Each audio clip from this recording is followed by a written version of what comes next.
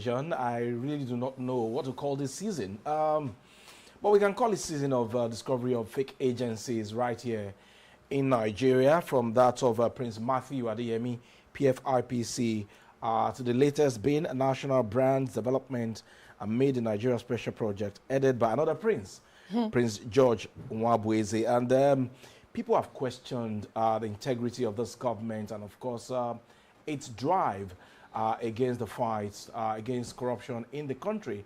And, of course, whether this government is conscious of due process at all. Why are we discovering fake agencies every now and then in Nigeria? Quite embarrassing to the government of the day. So this morning, we'll be looking at fake agencies, a threat to public administration. And we have in the studio with us Charles Ideho, broadcaster and communication strategist, right here in the studio with us. It's a pleasure to have you. Thank you, Morten. Good morning. Glad to be here. Like I did say, it's a season of fake agencies in Nigeria, from Prince Matthew Adeyemi to Nwabueze now. And people are very embarrassed and, of course, are questioning the integrity of this government and what will be the perception of the public in and outside the country about this government. Was it shocking for you that quite very soon another fake agency of government under the SGF was discovered as well? Well, something you've actually failed to also add is that when you said Otobina princes, you do also add that we're waiting for the one for Hausa Fulani, because this one, you had the one for Yoruba, this is for the Igbo. Maybe we expected the one from up north. But that's just a joke, actually. But I think it's quite embarrassing. But I, even as a journalist myself, I wouldn't hasten to join those who are saying this is fake, because investigations are still ongoing. Because there are questions that need to be answered by the ICPC that purportedly discovered this fake agency, if we want to call it fake, because ICPC has not told us exactly what yardstick did they put in place, what made them to think that this is fake. Because on the flip side, the Nwabueze side, he's saying that he was duly appointed and he's flaunting the letter of appointment that was granted to him. Online. And that it was created not yesterday, not just yesterday. 16 years. 16 years ago, specifically at around this, I can't remember what date, I think 12th or 16th of July 2010, which is about 16 years ago. But again, I also asked him, if it is fake, does longevity validate illegality? So for the fact that he's been here for 16 years, does it validate illegality if actually it's fake? Right. So, but when I looked at it, I looked back into the past. What could have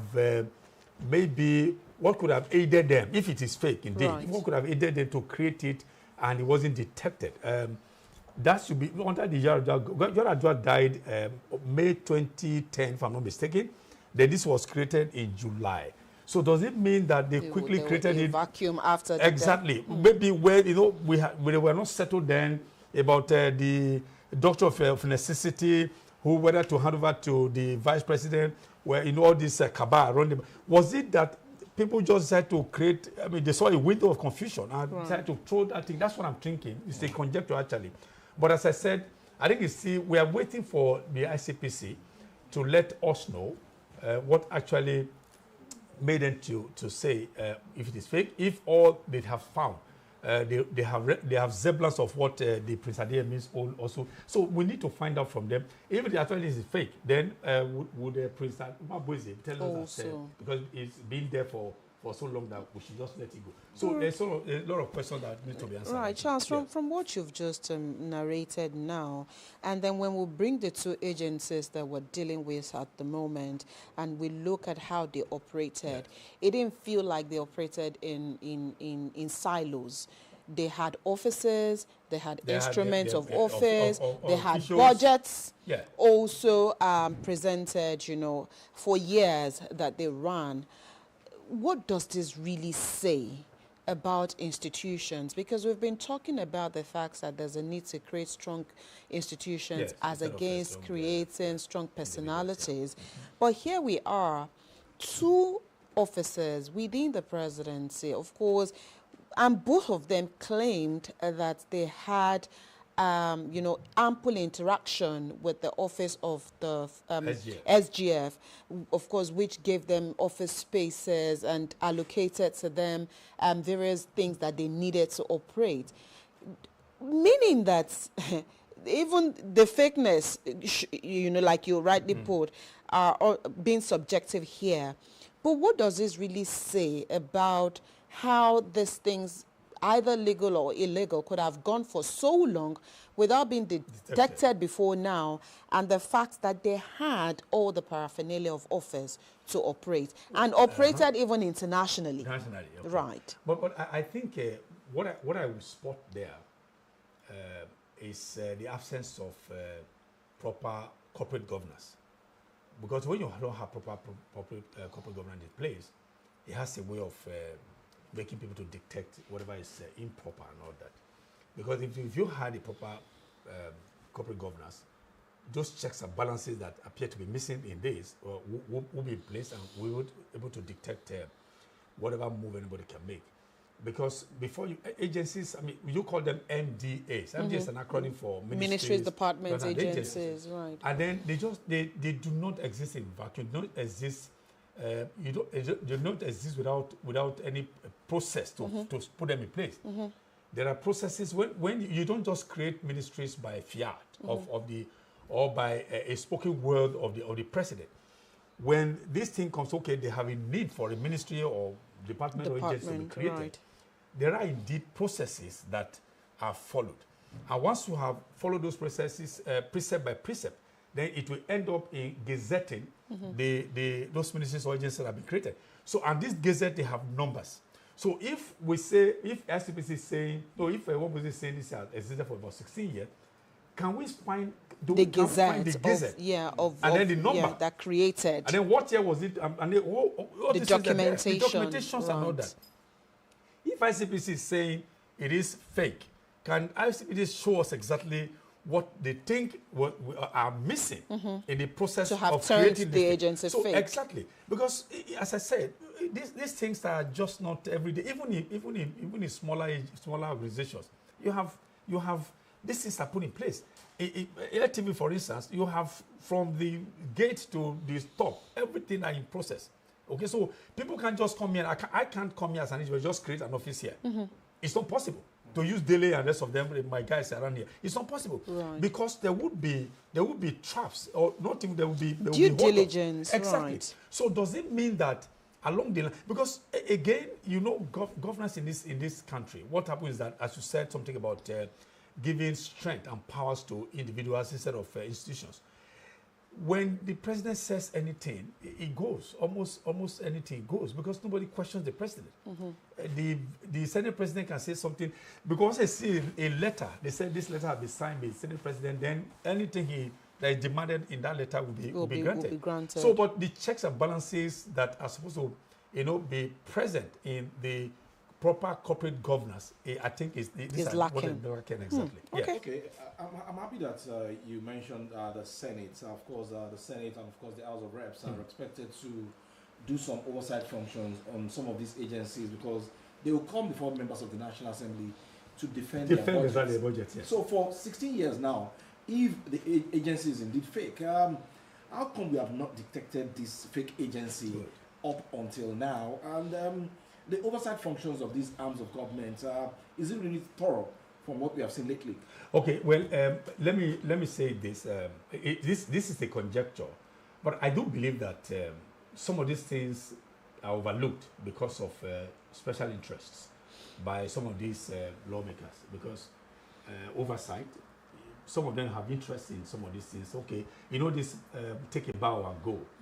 So they will just say, okay, this ministry, don't worry, we are covered. They might even submit lists of recruits or put this person in this agency. This one we have interest here. Let this one go. Oga Presido, this one have interest here. Okay, what is coming to me here? Okay, we'll talk after plenary. All these things, they are there. Okay, so that's what I'm saying, that even the National Assembly members cannot be exonerated.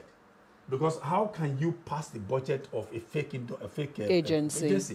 Does it mean that you didn't properly look at it? When they give you a list of these agencies and all that, why don't you look at, okay, why can I know if this is, because we have over 1,000 MDAs in Nigeria.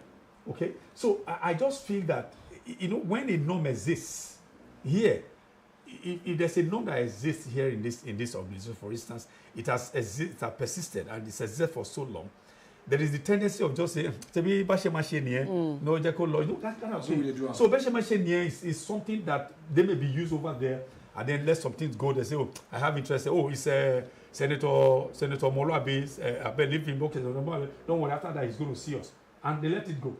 But now that there are prying eyes, trying to look into some of these things, that's why we are beginning to look at it and then being assumed. But I do hope that ICPC will help us to clear the doubts.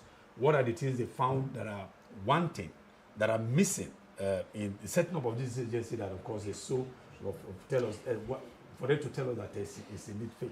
Okay, Charles, isn't this also a sort of indictment on the part of ICPC or EFCC? These are government agencies that, of course, were established for reasons such as this.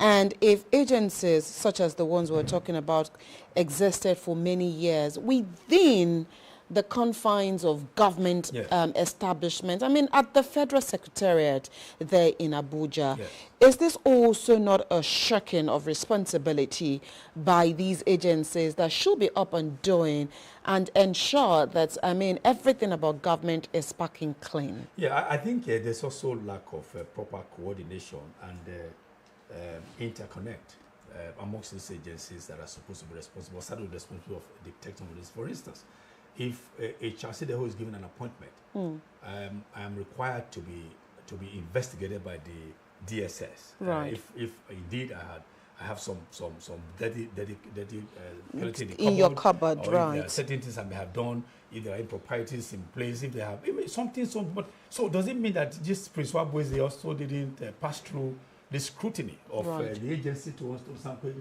before you give this man letter of appointment? Did you go through scrutinizing his past, what he may have done wrong or right to merit his appointment?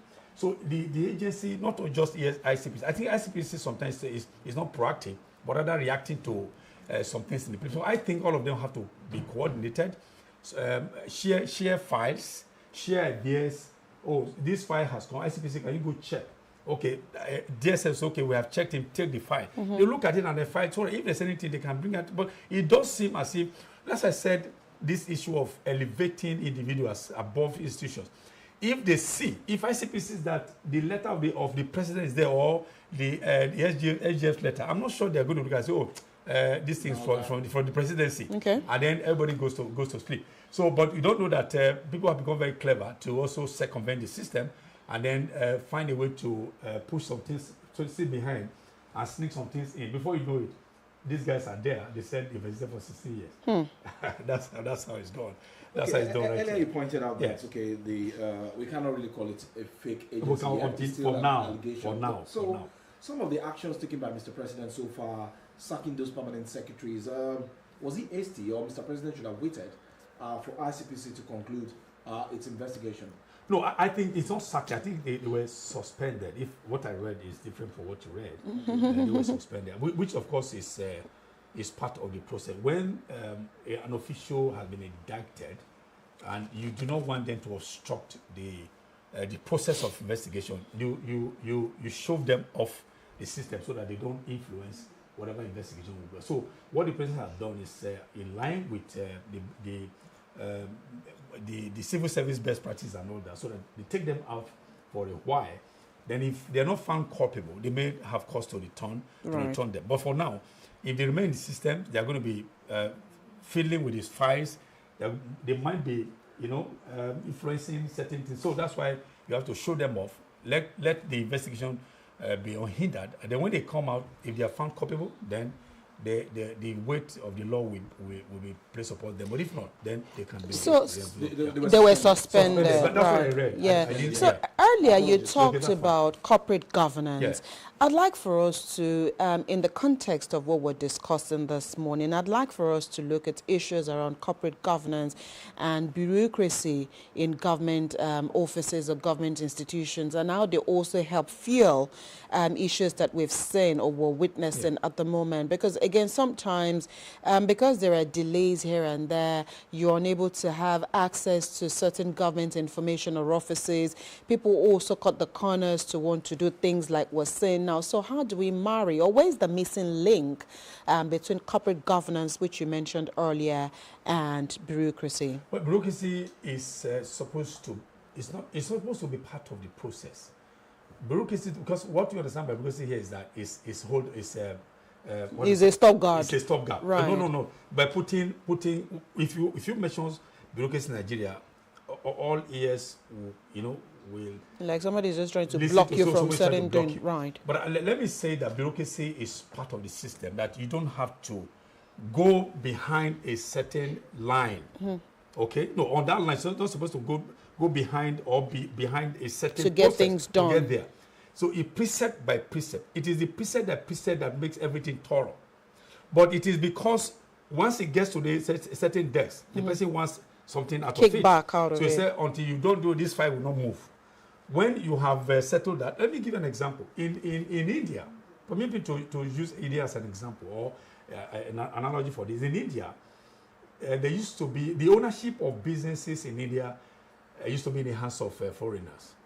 And then there was a man that was the Minister of Trade, if I recall. His name is Narasimha Rao. Narasimha, when he was there, he saw that economic power was not in the hands of India. So when he was the minister, he tried to look at, okay, he saw that, before an Indian could register a business, his file has to pass through up to about 75 desks. And those 75 desks he had to settle. I mean, how much So he looked at it and said, no, we must put power in the hands of Indians. So when Providence gave him the presidency, he became prime minister. That was the first thing he did, because they call it Permit Raj. In Hindu, I think what they call Raj is a regime. You have the Nehru regime, you have the regime. So it was Permit Raj. Before he came there, he had to be given permit. So what he did was to deal with that Permit Raj and destroy all those desks. Right. I said, bureaucracy doesn't have to be as strenuous as you are placing it. Let Indians have economic power. That's why today, Indians, the liberalists, Indians have running business here and there. So that's exactly what we're saying, is that it is not, bureaucracy is not something that we should be afraid of. But because there are personal interests that have put roadblocks across all the decks you must pass through, that we're now afraid to say people are cutting corners. If the processes were to be genuinely executed, people will not have to have any recourse to cutting corner. It is because they want to bypass. Some of the brokers say, okay, we never say, come on, bring it there. Then they would look at it. Then before you know it, they have signed what they're not supposed to sign. And then bypassing some of these processes are being bypassed because they're not doing what they're supposed to do. Right. I remember when an uncle of mine used to be in the ports. What I saw then was a whole lot of corruption. He was telling me, say, Charlie, you are a journalist, come and see what is happening here. He will take this one here. This one will say, oh, see me, they open drawer, put money there. My hand's not there. They put before they can sign. This one, okay, they'll close the hey, you are not interested. The file will be dropped somewhere. You're not serious. Until the person will go and look for money before they pass. And if it takes you 1 month to come out with that money, that file will not move from that desk. So that's exactly what you find in most of the ministries in Nigeria. There's interest. Time will fail me to even, not even time. I won't even mention certain things that I haven't faced. If I manage a radio station. There's something we were doing with government of a certain state where monies were given a list of who to. But don't let's go in there. Don't let's go there. Absolutely. So it's there, and it is something that should be discouraged. Okay. Yes. Obviously, from what we have seen lately, the PFIPC and this latest one, it's beginning to show that the operations or the processes in government agencies and ministries are quite porous. So what do you think government should start doing, especially in this time of ICT, to actually firm up some of these loopholes? Okay, what it should be is that, because again, I must say this, as most of the officials that man around these ministries, most of them they are analog. They may not be able to thrive where you deploy technology to run some of these things. If you want to drive technology, that you are going to be asking for trouble. Number one, people will not make money anymore, which of course they will stand against. I'll give you another example. This Lagos, I won't mention, it's an SCDA.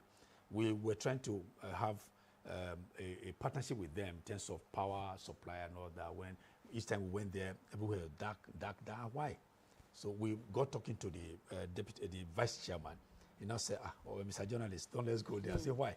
He said they have tried to even bring solar system in that SCDA. That is the argon they call it the Norge. I don't know which of them. He said they Norge. They fought against them to say no. Let them continue to buy diesel. Let them continue to do what they are doing. Because if you allow solar to work in that local government, then you have cut off the economic interests of so many people. This is Lagos. I won't mention local government. It's not a local government, it's an SCDA. Okay. I'm not telling you what I heard. It is what we were told. Okay, Charles, let me hold your thoughts. We will come back to wrap up on that question. We will take a quick break and we'll be right back.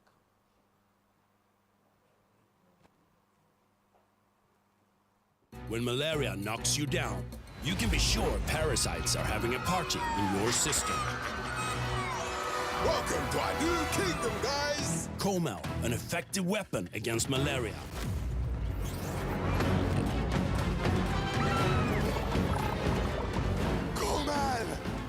Attacking the parasite army directly to give you express relief and get you back on your feet effectively. Comel on. Malaria gone.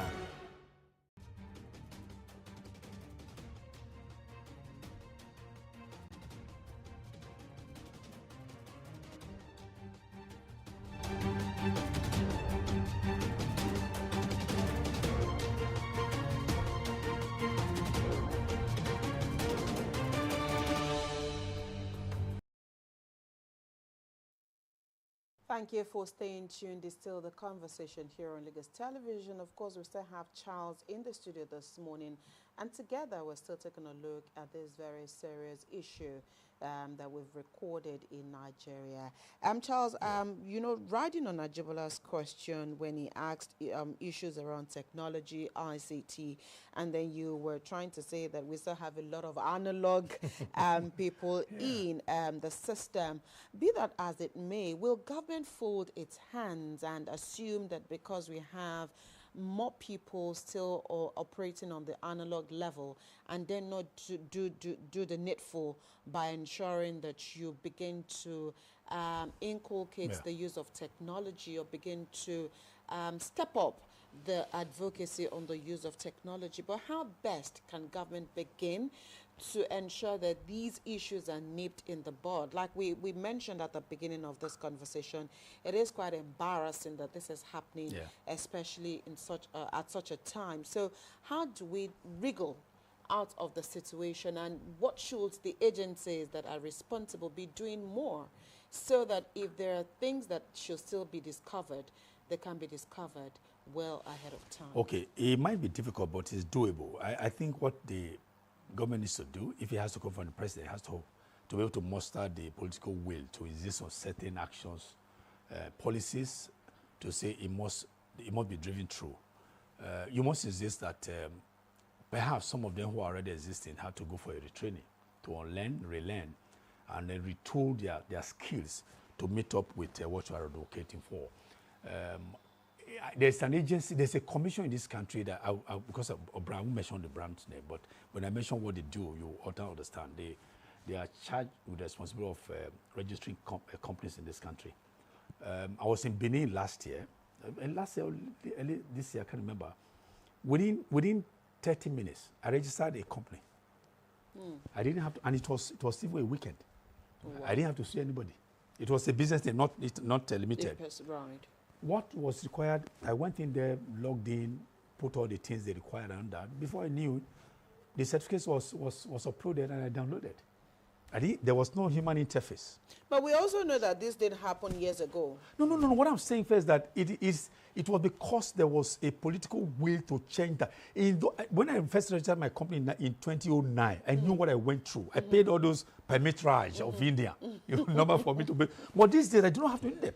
And I registered for myself about 3 limited liability companies. I did by myself on that trade.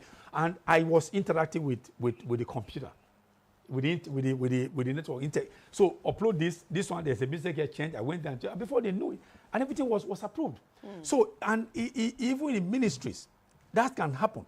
That's what has helped Lagos State a lot in terms of revenue generation. They have to, everything is now, most of the things are now automated. So if you go the automation way, it will help to curb, not totally eradicate, but curb some of these excesses and rest of them. But as I said, the interests are so powerful. Those who want the status quo to continue, so that in order for them to continue to feather their nest into economic nest, if I easily add, there are so many and so powerful that they will fight against the automation, most of the operations and activities of the ministries. We need to go, but before we go, we've also said that oftentimes when bad behaviors go unpunished, then it becomes a norm. Yes, it becomes a norm. So how do we, what do we need to do as a country to ensure that these things do not go unpunished? People are not punished for their bad behaviors. I'll give you an example. APC, I think about two years ago, following the assumption of office of the current president, a certain Ideho, who was a minister of humanitarian affairs, there were issues of malfeasance and all that, and then she was shoved off the seat, but she's found herself back from another window in a group. So what punishment have you meted out to such a person that will serve as a deterrent to others? So it means that you could do certain things, you're allowed to go for a while, then when the heat is down, they bring you back through the other door. So Ideho is back in reckoning. But the accusation of what she did at that time, what happened? So that's what I'm saying. If you don't punish bad behavior, as you said, it becomes a norm, and that norm becomes a convention. Convention becomes law later. I hope it doesn't get to that point. Okay, we need to leave this conversation here this morning. Thank you so much, Charles Ideho, my broadcaster, pleasure. communication strategist, for always finding time to be with us on the platform. Thank you. Appreciate it. We'll take a quick break. The conversation returns shortly.